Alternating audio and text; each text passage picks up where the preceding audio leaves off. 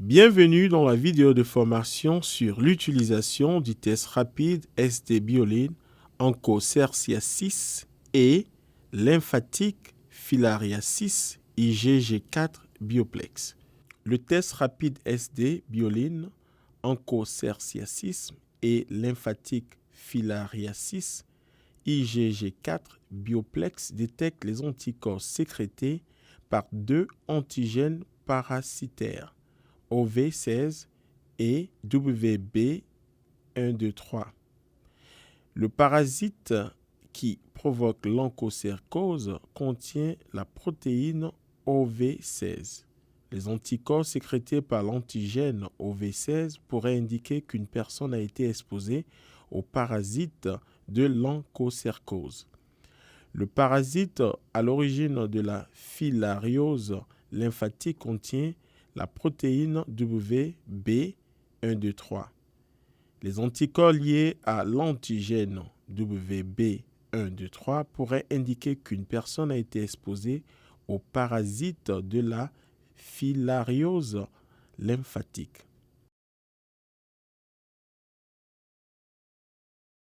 Les kits peuvent être conservés à température ambiante entre 1 et 40 degrés Celsius. Dans votre kit, vous trouverez la notice d'utilisation du produit pour le test Onchocerciasis et lymphatique filariasis Bioplex.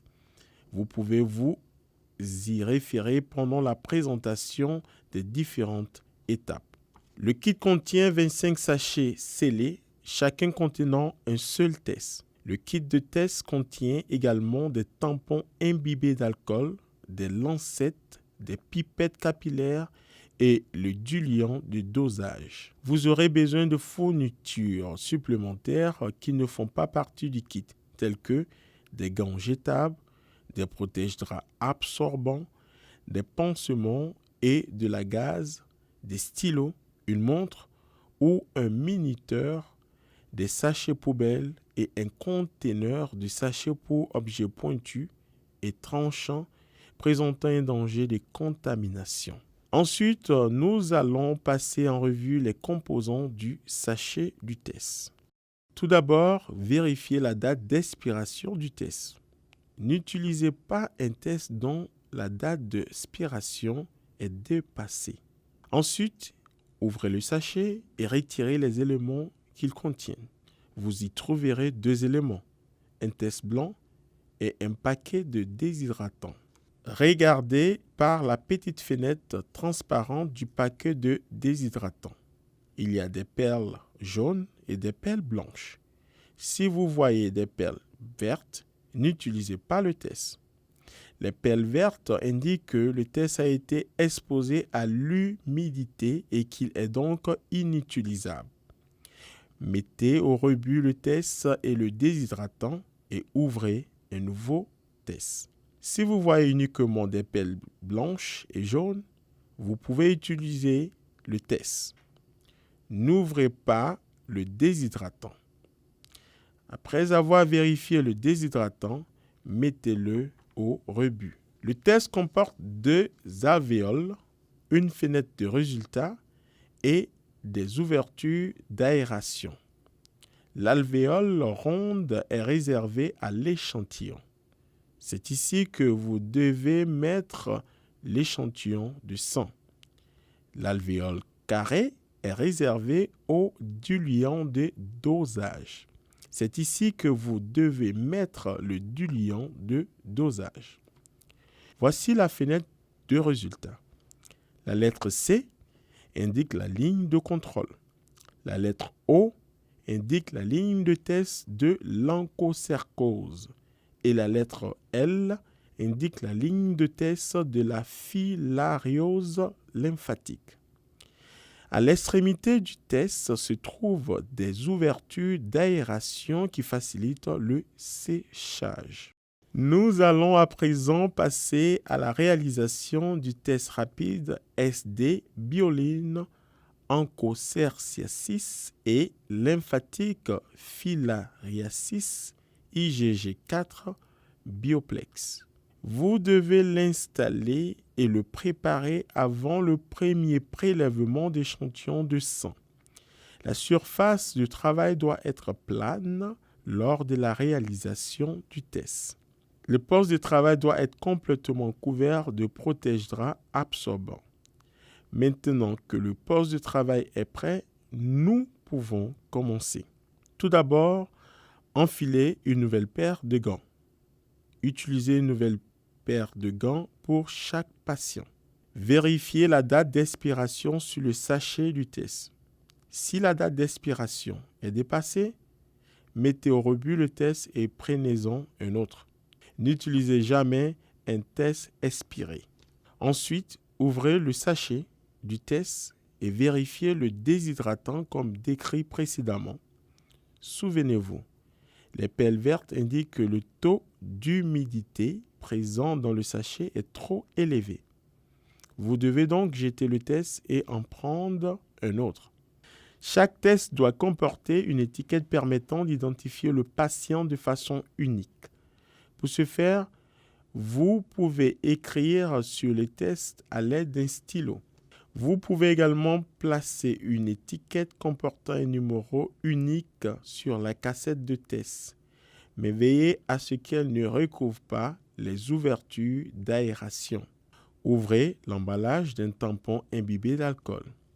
Choisissez la main du patient qui l'utilise le moins et frictionnez son annulaire avec le tampon pendant 10 secondes. Laissez le doigt sécher à l'air libre. Ne soufflez pas sur le doigt et n'essayez pas d'enlever l'alcool. Mettez au rebut le tampon imbibé d'alcool.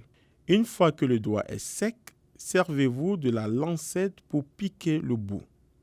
Mettez au rebut la lancette dans le conteneur pour objets pointus et tranchants présentant un danger de contamination. Pour plus d'informations sur cette procédure, visionnez la vidéo relative aux meilleures pratiques de prélèvement sur le doigt. Une fois qu'une goutte est formée sur le doigt, utilisez la pipette capillaire et remplissez-la jusqu'à la ligne noire. Assurez-vous que vous remplissez bien la pipette jusqu'à la ligne noire. L'utilisation d'une trop petite ou d'une trop grande quantité de sang peut avoir une incidence sur le résultat du test. Visionnez la vidéo relative aux meilleures pratiques de prélèvement d'échantillons de sang pour avoir une présentation plus détaillée de la procédure de prélèvement de sang à l'aide des pipettes capillaires fournies dans le kit de test SD. Posez le test à plat sur la table, puis positionnez la pipette dans l'alvéole d'échantillon ronde et, si nécessaire, appuyez sur la pipette pour déposer le sang dans l'alvéole. Ne forcez pas lorsque vous placez la pipette dans l'alvéole d'échantillon. Laissez le sang être complètement absorbé dans le test. N'ajoutez pas de sang directement du doigt sur la bandelette de test. Mettez au rebut la pipette capillaire dans le conteneur pour objets pointus et tranchants. Ajoutez 4 gouttes de diluant de dosage dans l'alvéole de diluant de dosage carré au bout de la cassette de test. Placez la bouteille de diluant de dosage directement au-dessus de l'alvéole pour vous assurer que la taille des gouttes est correcte. Utilisez uniquement le diluant de dosage fourni dans le kit pour effectuer le test. Réglez le minuteur sur 30 minutes et démarrez-le. Assurez-vous que le test est posé sur une surface plane pendant les 30 minutes complètes.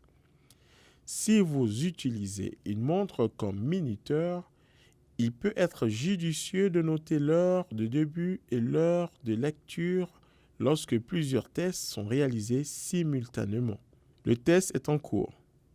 Comme l'échantillon et les composants du test se déplacent sur la bandelette, il entre en contact avec les lignes de test et de contrôle.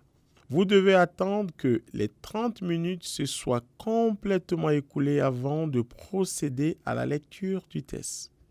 Si vous lisez le test avant, il se peut que le résultat soit incorrect. Maintenant que le test est terminé, vous pouvez le saisir pour observer de plus près la fenêtre de résultat. Procédez à la lecture dans un environnement bien éclairé. La lecture doit être effectuée en 30 minutes et 24 heures après la réalisation du test. Ne lisez pas un test réalisé il y a plus de 24 heures. N'oubliez pas que la lettre C indique la ligne de contrôle, que la lettre O indique la ligne de test de l'onchocercose et que la lettre L indique la ligne de test de la filariose lymphatique. Essayez de repérer une ligne de contrôle au-dessus de la lettre C. La ligne doit être rose, rouge ou violette.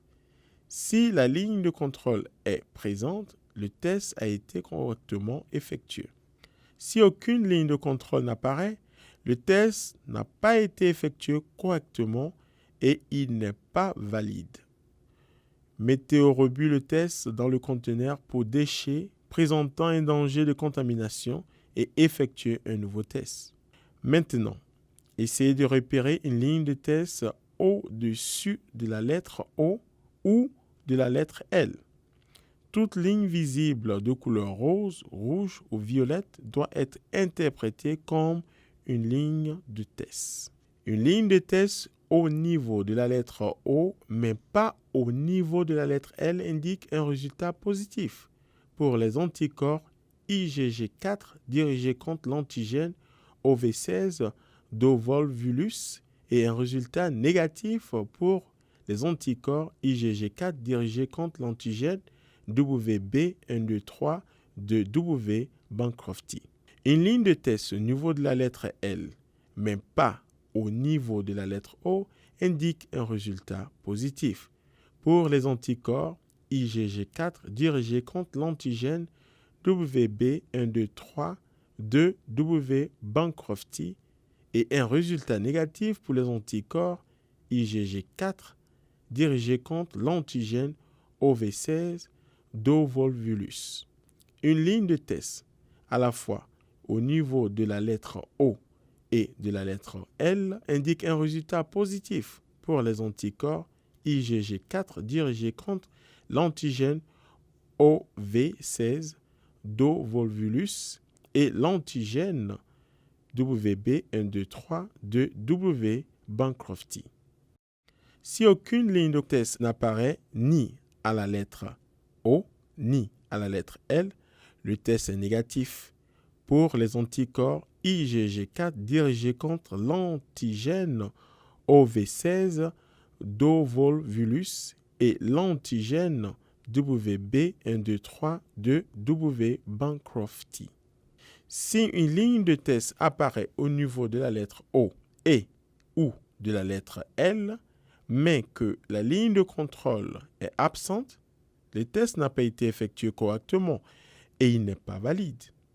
Jetez le test avec les déchets présentant un danger de contamination. Un nouveau test doit être réalisé.